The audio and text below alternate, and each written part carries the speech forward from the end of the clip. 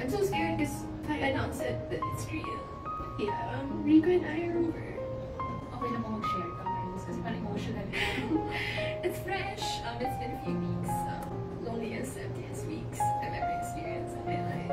Ikaw, may pinagdadaanan ka na. Pero paano ka nag-cope up ngayon?